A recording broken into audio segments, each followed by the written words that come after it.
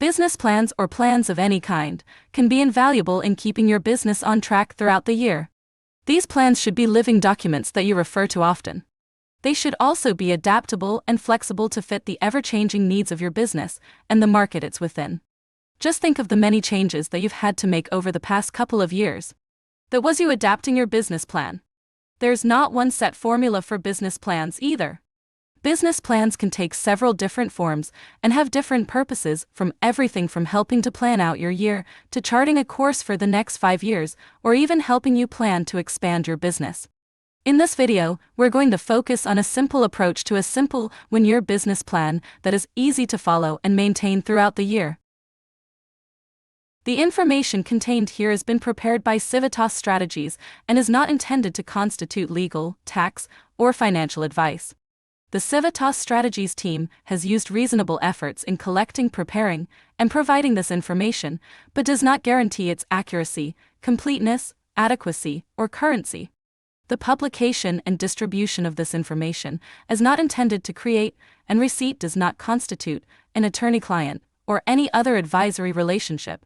Reproduction of this information is expressly prohibited. Only non-commercial uses of this work are permitted. In today's presentation, we will discuss why you as a childcare business should have a business plan and what the plan should include. We will go over how you can assess your current needs as a childcare business. We will talk about what strengths, weaknesses, opportunities, and threats, or SWOT, may exist with your business, and how a SWOT analysis can support you in building your business plan. Lastly, we will go over potential goals for your childcare business and talk about the components that should be included in the goals to ensure that they are SMART goals: specific, measurable, achievable, relevant, and timely. The business plan here is a slimmed-down version that will be easy to update and use each year. It's designed to concisely communicate your goals, driven by your current realities, similar to a roadmap. It is best suited for family childcare providers or smaller centers.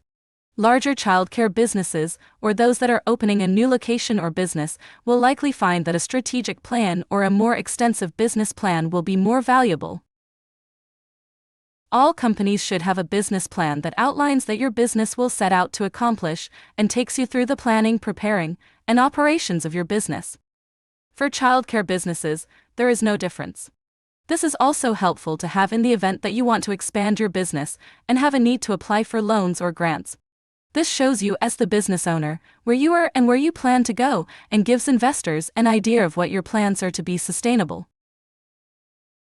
In the development of your business plan, there are 4 components that we feel are necessary to include to get started. We will start with your value proposition. Your value proposition can be important because it reminds you of why children and families love your service. Next is an assessment of the current situation. Take a comprehensive look at your business performance and feedback. This will help you understand what your needs are and how you can prepare for the future. SWOT analysis is taking a deeper look at the strengths, weaknesses, opportunities, and threats of your business. Through the SWOT analysis, you will divide your data into 4 quadrants: whether a factor is positive or negative, and whether it is about the present or the future. Use the information to build the plan. Doing the first 3 steps gives you an outline for what your plan will look like. All the information taken from these will be included in the plan and give you and investors a look at how you plan to operate and sustain your childcare business. Step 1. State your value proposition. Your value proposition is simply answering the question, why you? You can think about your past year and the feedback you've received that demonstrates why families and children love your program. If you have employees of any kind, think about what you do to ensure that they remain happy and stay with your business, and how you attract new people as needed. Your value proposition can be important because it reminds you of why children and families love your service. This is important for you to keep in mind as the business owner and to use as you talk to other families. It provides a concise reminder of what you do in your business. Value propositions help frame some of the important business decisions that you will make, such as how you set your rates, attract top talent, and promote your services to enroll more families. You could write pages and pages about these ideas, but in this case, we recommend you use a very simple format to create your value proposition. Specifically, we'd like you to answer 3 questions. Number 1, where do you serve families and children? This could be in your neighborhood or in your city. Perhaps your reach is wider, across a county or region. Number 2, what are the age groups that you serve? Do you serve infants and older? Or maybe only preschoolers? What about school-age children? And number 3, what is it that parents, children, staff, or volunteers love most about your business? What is it that makes them come back? This might be you personally. A lot of times people will say that it is the family care provider or the director of a small center that they come back for. It could be your location, proximity to transportation, or other reasons. There's no good or bad answer to this. If you feel like you're not sure, don't hesitate to ask some parents. It never hurts to say that you are planning to further improve the services they are receiving and would like their feedback. Very simply, this could be a conversation at pickup where you say, "Hey, I'm working on how we can improve our services this year. I'm just curious, what do you like most about having your child here? What does your child like most? Is there anything you wish we did better? If you've had your child at other centers or family childcare programs, what do we, or don't we, do better?" To gather feedback from staff from a group center, you may wish to issue an anonymous short survey or have a comment box available. For family childcare providers, consider a short interview. These questions, though very simple, can be incredibly helpful in your planning. By starting with your customers, volunteers, and staff, you are building your plan on the most important foundation: the people who are paying for and using your services, and those that help you deliver those services. They are not only your families and perhaps staff members if you have them, but typically they're your best salespeople. Many childcare providers rely primarily on referrals from other families and those they trust. The next step is taking a comprehensive look at your business performance and feedback and writing a basic list of what is working well versus what you may need to improve. Again, this doesn't have to be pages and pages. To perform this basic assessment, you will need some data to rely on. 1. Feedback from families, volunteers, staff, and 2. Business financials, including a monthly budget and a 12-month cash flow. These tools will allow you to know what financial demands there are. Remember to be realistic on both for better planning. We recommend that you first look at the feedback you got from your families, volunteers, and staff, then review your financials and answer some simple questions. 1. What do families like most? What do they like least? 2. What do staff like most? What do they like least? 3. If you use volunteers, what do they like most? What do they like least? 4. When you look at your financials, are you going to be profitable? Are you going to make money by the end of the year? And 5. When looking at your enrollment forecast, are there any months where you are worried because student enrollment will be down? Are you going to have several children aging out of care? By answering these questions, you are not only helping to create your plan for the year, but you are also creating talking points to use as you run your business throughout the year. As you continue to assess your current situation, some additional questions you may want to ask are: what is going to keep you profitable throughout the year? Do you need more children enrolled mid-year? Looking ahead, how many slots will you need to fill? Will some children exit for kindergarten? Do you have a growing wait list? If you're anticipating growth, or are at capacity, do you want to consider expanding? What do parents want and need, and how will you adjust your program services to meet those needs? Are there ways that you can easily meet those needs? Perhaps families want hours that run a little bit later, and you can shift your hours accordingly. Maybe they want a certain service or opportunity. What about your staff? Do they report wanting additional pay or benefits? Are you having any trouble finding staff?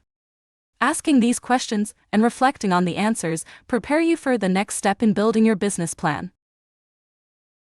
Once you have assessed your current situation, you will want to perform an analysis of the strengths, weaknesses, opportunities, and threats, or SWOT, of your business. This is a simple yet very effective way to categorize ideas. Through the SWOT analysis, you will divide your data into 4 quadrants: whether a factor is positive or negative, and whether it is about the present or the future.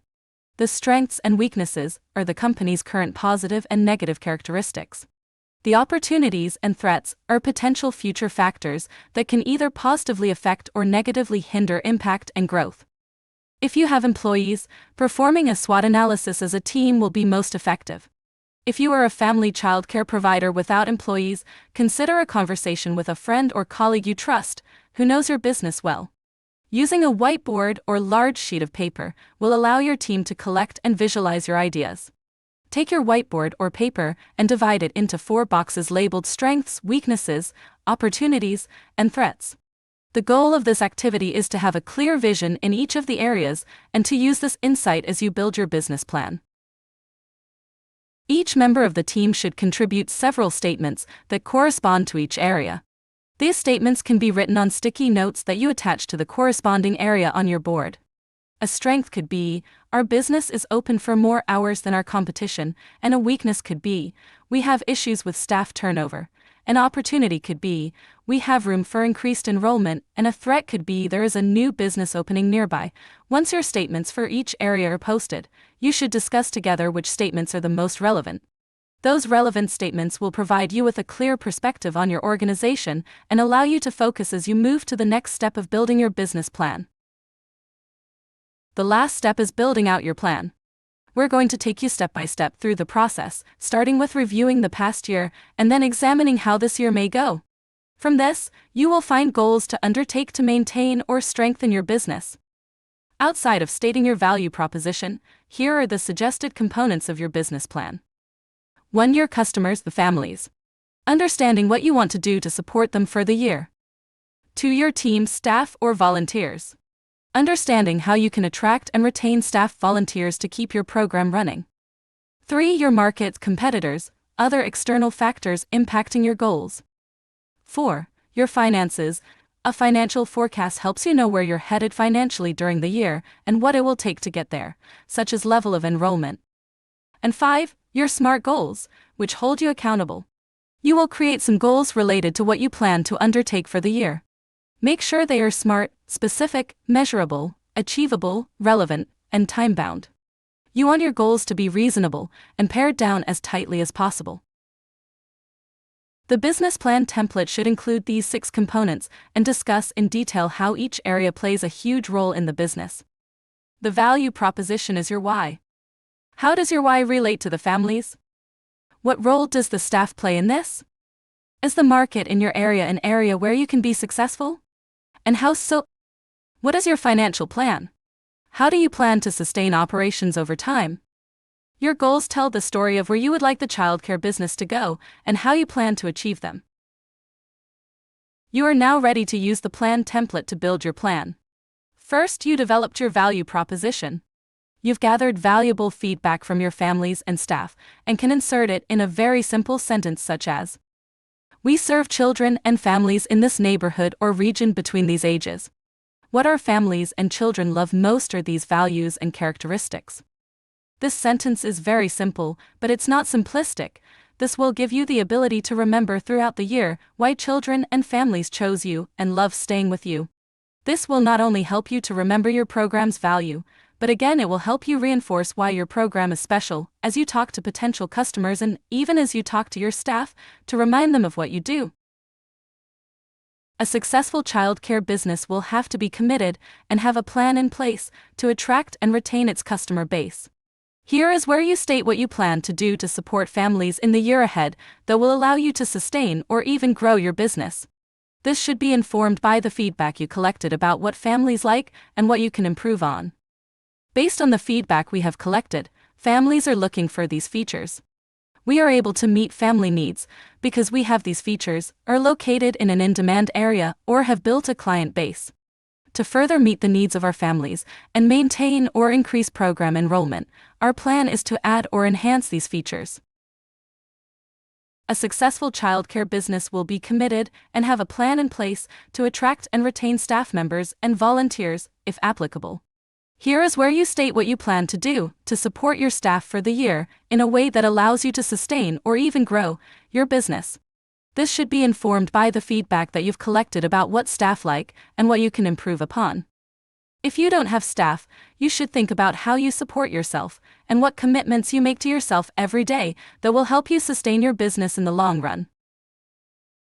Here is where you will enter your SWOT analysis that we discussed earlier. Clearly noting your strengths, weaknesses, opportunities, and threats allows you to plan with intention. You want to include your financial forecast. This includes your annual budget and 12-month cash flow analysis. Keep an eye on this throughout the year and make sure that your predictions are staying on target.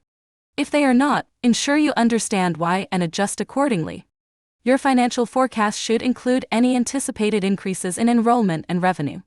It should also reflect the staffing levels, compensation for yourself and others, if applicable, and benefits that you anticipate.